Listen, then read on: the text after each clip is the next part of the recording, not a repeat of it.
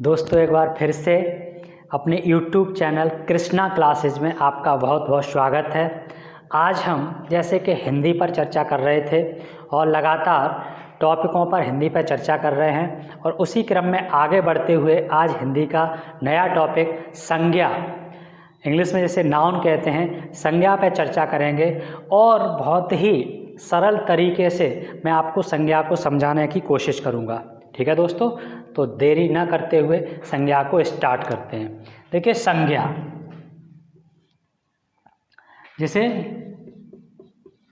English में noun कहते हैं। स्टूडेंट संज्ञा को नहीं समझ पाते लेकिन नाउन से समझ जाते हैं। ठीक है, तो देखिए संज्ञा को अगर हम तोड़ते हैं तो सम धन ज्ञा, सम धन ज्ञा, इसका मतलब क्या निकल के आया आता है कि सम्यक ज्ञान कराने वाला, सम्यक ज्ञान कराने वाला। ठीक है, सम्यक ज्ञान कराने वाला क्या, संज्ञा। अर्थात कह सकते हैं हम कि जो संज्ञा का पर्याय है, संज्ञा का क्या है, पर्याय है, वो क्या है, नाम है। संज्ञा का क्या है, पर्याय क्या है, नाम है। यहीं से देखिए ये चीज़ें हैं, आपको थोड़ी जानने वाली बातें हैं। यहाँ से ही आपकी चीज़ें निकल आती हैं। क्या निकल आती हैं कि संज्ञा की डेफिनेशन निकल के आ जाती है कि संज्ञा क्या होती है, किसी वस्तु, स्थान, प्राणी के नाम को हम क्या कहते हैं, संज्ञा कहते हैं। ठीक है, एक शब्द में उसकी डेफिनेशन को हम लोग लिख देते हैं। आप इस चीज़ को रिटन कर लीजिए।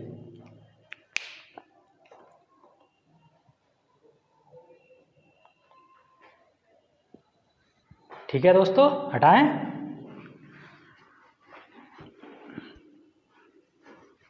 तो देखिए क्या हो जाएगी, डेफिनेशन को हम क्या कहेंगे, किसी वस्तु, गुण, भाव, व्यक्ति, या शॉर्ट में लिख देते हैं आपके लिए, किसी व्यक्ति की बात की जाए, किसी वस्तु की बात की जाए, किसी गुण की बात की जाए, किसी भाव की बात की जाए या किसी स्थान की बात की जाए, सबके नाम को क्या कहते हैं हम, सबके नाम को क्या कहते हैं, संज्ञा कहते हैं। अभी आपने बताया ही था, मैंने संज्ञा को कैसे हमने निकाल लिया, संधि विच्छेद करके भी आप लोगों ने समझा।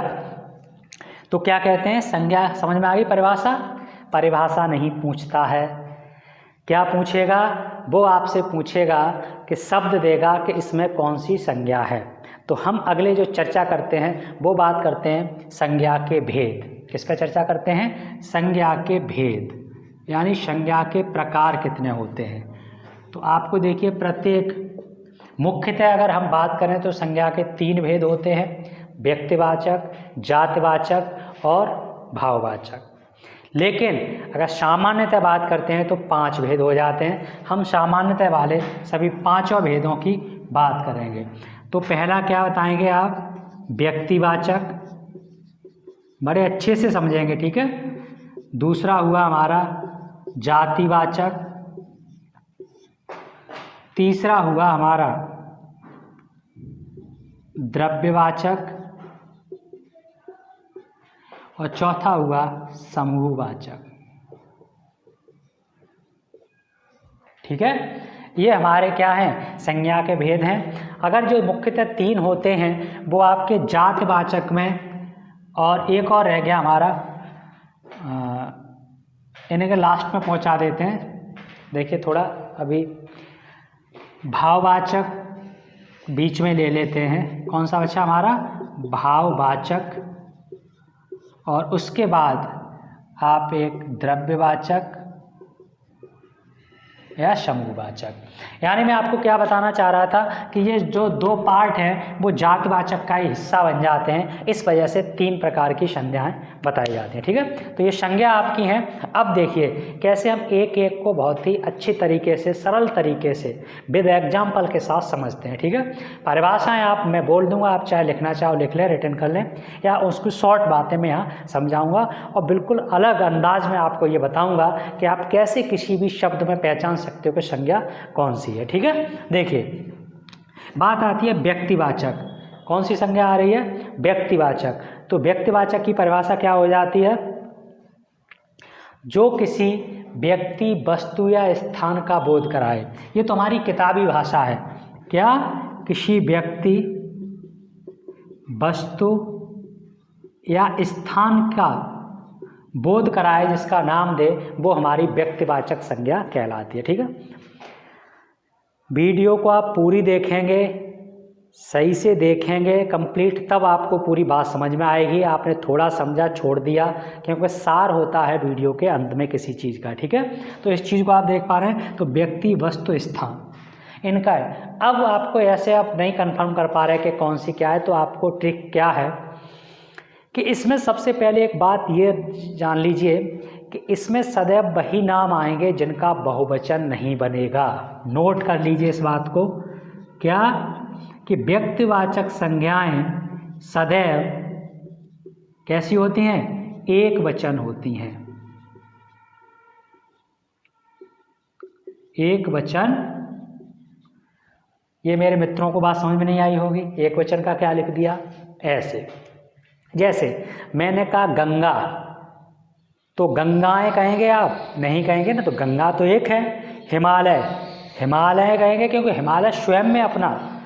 ठीक है, तो एक वचन रहेगी, एक संज्ञा का रहेगा, वो हमारा क्या आएगा? जात। व्यक्तिवाचक कभी भी बहुवचन रूप में परिवर्तित नहीं होता है। तो ये सभी संख्या हमारी इसमें आएंगे। देखिए, कुछ एग्जाम्पलों के साथ आप समझने की कोशिश करिए। जैसे एग्जाम्पल में आप पूरे यहाँ से लिख देता हूँ। जैसे मैंने कहा राम, तो राम कैसी है? व्यक्तिवाचक है। राम के बाद आप किसी का भी नाम ले सकते हो, श्याम, हरि, कृष्ण, समझ रहे हो? तो ये आप एक बात समझ में आ गए। अगर आप जैसे कह सकते हो गंगा, तो गंगा के बाद आप किसी भी नदी का नाम ले दीजिए। गंगा है, यमुना है, सरस्वती है, ब्रह्मपुत्र है, गोदावरी है, कृष्णा है। ठीक है, तो वो सभी किस में रहेंगी? व्यक्तिवाचक में, क्योंकि एक है। जैसे मैं आपसे बात करूं रविवार, आपने एक दिन का नाम ले दिया, तो रविवार है, मंगलवार है, सोमवार है, जो भी दिन आ रहे हैं वो सभी कैसे आएंगे?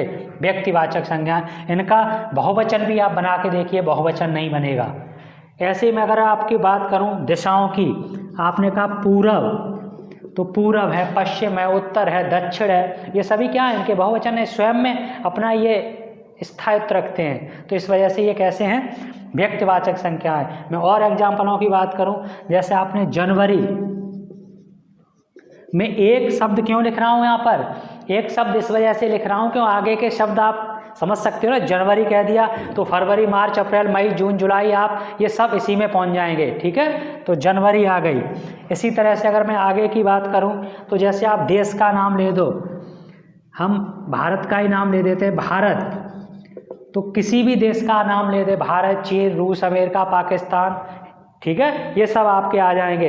और जैसे मैं अगर आपके बात कर देता हूँ एग्जाम्पलों को, देखिए मैंने कह दिया हिमालय, तो आप किसी भी पर्वत, पहाड़ का नाम ले लीजिए, पर्वत का नाम ले लीजिए, सब इसी में आएंगे। हिमालय है, कंचनजंगा है, ठीक है, विंध्याचल है, सतपुड़ा की पहाड़ी पर्वत, ये सब किस में आएंगे? इसमें बना रहेगा। और अगर जैसे मैं बात कह दूँ आपसे किसी शहर का, किसी का नाम मैंने कह दिया एटा, तो एटा है, इलाहाबाद है, लखनऊ है, जो भी हैं आपके सब किस में रहेंगे? ठीक। अगर मैं किसी किताब का नाम ले दूँ, मैंने कह दिया रामायण, तो रामायण कहने के बाद आप गीता है, कुरान है, बाइबल है, जो भी ग्रंथ हैं वो सब इसी में बुक में आ जाएंगे। ठीक है, मैंने कोई यदि अब आनी है दीपावली, तो दीपावली, होली, रक्षाबंधन, ये सब क्या है? मैंने आपको बहुत सारे एग्जाम्पलों के माध्यम से इस बात को बताया क्या कि व्यक्तिवाचक संज्ञा को हम कैसे इसमें डिफाइन कर रहे हैं। बात समझ में आ रही है?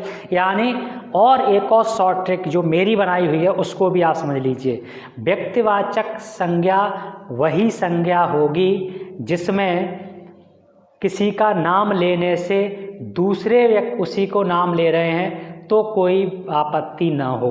जैसे अगर मान लीजिए मैंने अभी क्या कहा, गंगा कहा, तो गंगा मैंने दो नदी बह रही हैं, एक से गंगा कह दिया, दूसरे से भी गंगा कह सकता हूँ क्या? नहीं कह सकता हूँ। अब जब नहीं कह सकता हूँ तो गंगा आपकी व्यक्तिवाचक संज्ञा होगी।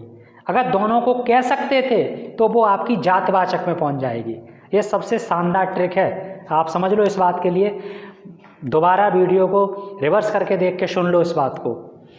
जैसे मैंने आपसे कहा हिमालय, क्या मैं सभी पर्वतों को हिमालय कह सकता हूँ? नहीं कह सकता। अगर सभी को पर्वत कह सकता हूँ कि ये पर्वत है, वो पर्वत है, तो जिसको एक नाम से ही उसी जैसी वस्तु को हम पुकार सकते हों वो जात में पहुंच जाएगी। इसी वजह से ये जात का अगला टॉपिक है ना, तो इसी पे मैं चर्चा कर रहा हूँ। मैंने कहा आपसे मेज, तो मेज क्या है? मेज हमारी जातवाचक संज्ञा है। क्यों? क्योंकि उसी तरह की दूसरी मेज को भी हम मेज कह सकते हैं। हमने रामायण कहा, क्या उसी तरह से दूसरी वाली एक किताब अलग रख दो तो उसको भी रामायण कहेंगे? नहीं कहेंगे ना, किताब कह सकते हैं, रामायण नहीं कहेंगे। रामायण तो रामायण की किताब को ही कहेंगे। बात समझ पा रहे हैं ना यार? तो ये डिफरेंस बहुत है। तो इसी तरह से हमारा क्या आ जाता है इसमें, जातवाचक संज्ञा क्या है? जो किसी पूरे समूह या जाति का बोध कराए उसे हम जातवाचक संज्ञा के अंतर्गत रखते हैं। इसमें किसी भी एक शब्द का नाम लेते हैं तो उस शब्द का नाम लेने पर क्या होता है? उस शब्द का नाम लेने पर हम पूरी जाति का बोध करा देते हैं। जैसे कुछ उदाहरणों से इसे हम समझ लेंगे। जैसे हमने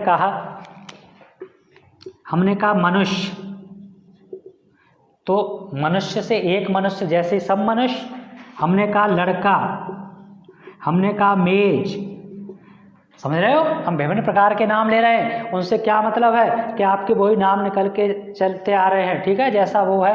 हमने कहा डॉक्टर, ऐसे विभिन्न प्रकार के नाम आपके इसी के अंतर्गत आते जाते हैं। इसका मतलब ये हुआ कि आप क्या कर रहे हैं? इसका मतलब है कि आप उसको डिफाइन करके ये बता दे रहे हैं कि ऐसी वस्तु को भी हम जातवाचक में रख सकते हैं, ठीक है। आगे के पार्टों को हम अगली वीडियो में चर्चा करेंगे। तब तक के लिए जय हिंद, जय भारत।